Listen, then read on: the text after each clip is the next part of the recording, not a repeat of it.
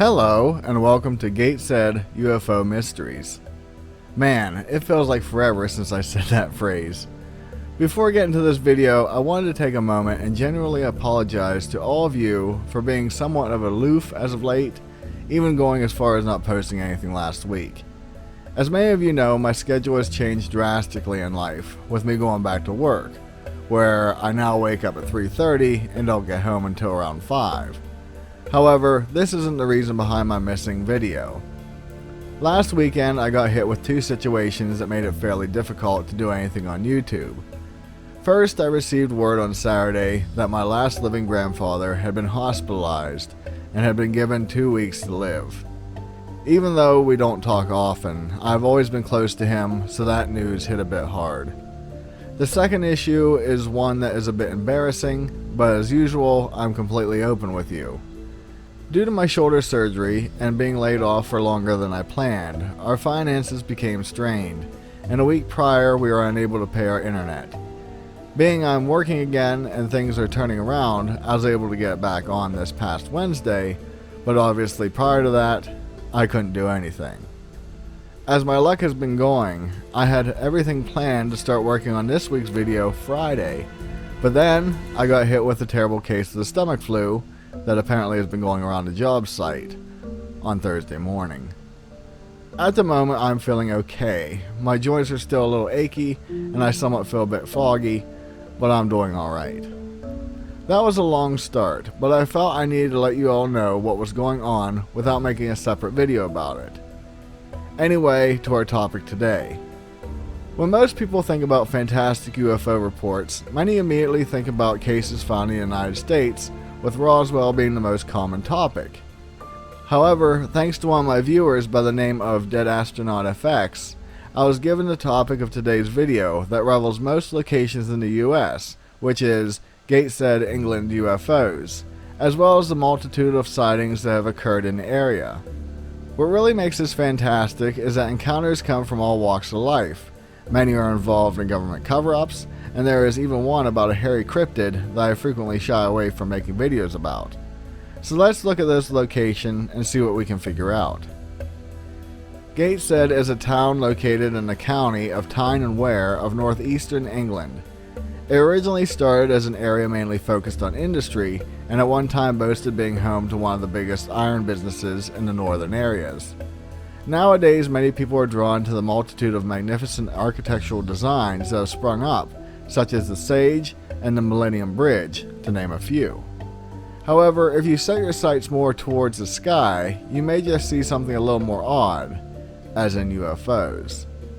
One of the first reported encounters came from a man by the name of Robert Hall, in which he was originally contacted in 1940, but was revisited later with an odd twist.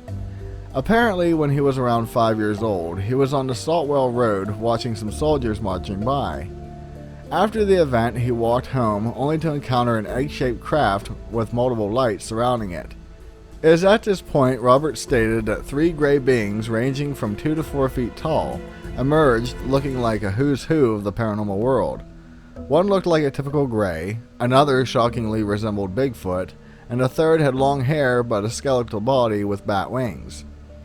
I'll stop here for a second and note that the detail is fascinating if true, being as how many people theorize that Bigfoot as well as the Mothman are extraterrestrial beings.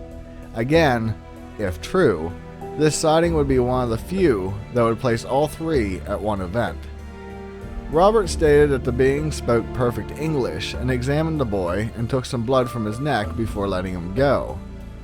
As many sightings go, Mr. Hall stated that his home was later visited by men in black suits, who warned him about not talking about what had happened, otherwise he would never be seen again. After a few days, while outside of his home, a gray-looking alien attempted to grab him forcibly, but luckily his uncle saw this encounter and hit the creature in the head with a shovel, killing it.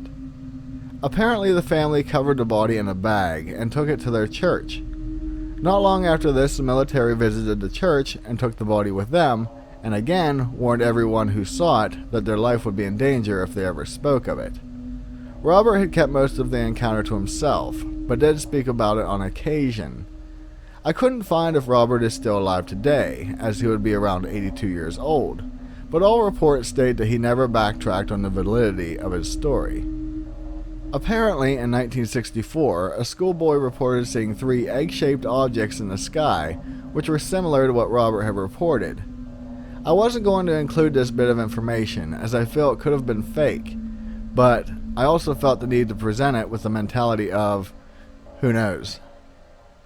Within this area, the police have been sighting strange crafts and making reports for many years as well. In 1942, Albert Lancashire was out on patrol when he claimed that he suddenly was overcome by a yellow beam of light that rendered him unconscious. After waking up, he couldn't recall what had happened to him, but years later, it would all come back. Albert states he remembered being taken aboard an alien craft with the light beam, and was experimented on by a being he described as a pygmy-sized man.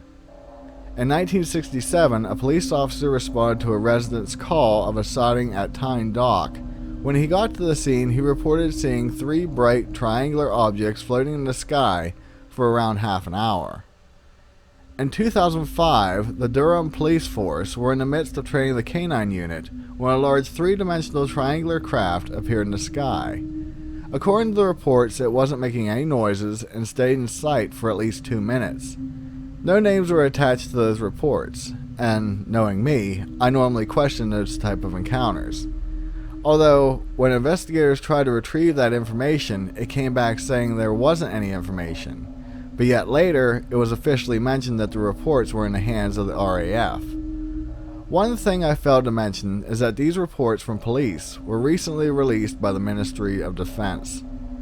I would like to point out that this triangular craft is one of the more frequently spotted objects in the area, and I should be showing you some of those images right now. As mentioned previously, the triangular objects are a fairly common occurrence, but another popular craft is what is commonly known as the cigar shape. From 1971 to 1980, sightings have flooded in, with many people seeing the same looking UFO. A retired teacher named Dorothy Elsie thought she was seeing a plane crash, but was shocked when the cigar-shaped object began hovering over Anna Castle. Miss Elsie said this object was the size of the castle, was black in color, and had a green glow around its outer hull. Later, a nurse claimed to see the same craft in the sky as it sailed between her house and another nearby. In 1980, hundreds of people, including design engineer Les Balston, reported seeing 4 to 5 cigar-shaped objects with glowing tails clipping in and out of the cloud cover. As odd as it may sound, this area also has one of the most unique being encounters that I've honestly ever heard of, and what makes it more fascinating is that there are more than one reports that back each other up. In 1976, 2 women encountered the same previously mentioned egg-shaped spacecraft, but this time the creatures on board were a little more strange.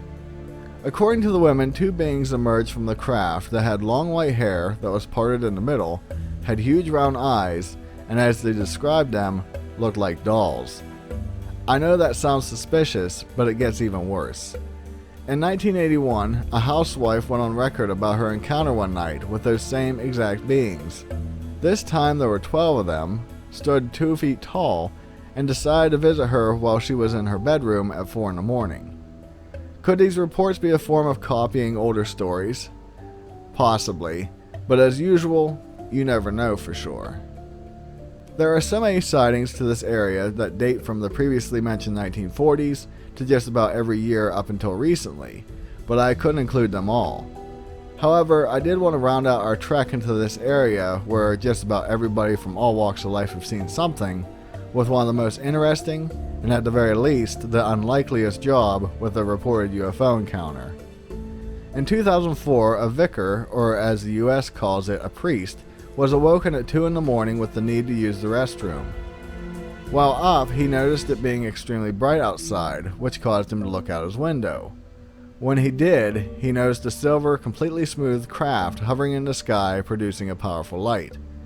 The priest ran upstairs and grabbed his cell phone to take a few pictures. After a little bit of time, he stated that the craft almost turned off, like it was still there, but was hidden. It is at this point that I would like to turn the topic to you. With most sightings, it is best to keep an open mind, but at the same time staying skeptical. I know there are a lot of people who believe that many of the UFOs we see today, or were seen back then, were just misidentified classified military aircraft. I know this idea came up a bit with the images captured being claimed to represent the said to not exist Aurora or the Mantra stealth aircraft. This is always a possibility, but when beings are actually encountered, that changes the game a little bit. I love these reports as so many times we get singular cases, but all of these had multiple encounters with the same descriptions. So do you think the Gateshead area is an alien hotbed, or is it people with active imaginations seeing things that are more earthly created? On a side note, I didn't want to leave any of you hanging with the image on my thumbnail. This is an actual structure located in Gateshead, and it is called the Angel of the North. It was completed in 1998 and was designed by Anthony Gormley. The statue stands at 66 feet or 20 meters tall, and is 177 feet or 54 meters across. The purpose was to commemorate the coal miners who worked the grounds underneath it. Also, it was to represent the transition of people from an industrial age to a more informational age. Anthony also stated it was created to be a place where we can focus on evolving our hopes and fears. I know this topic has nothing to do with our video, but I felt it interesting enough to include it.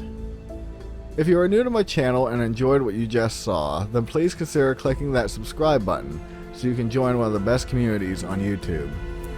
With that, be safe, and I'll see you in the next one. Later.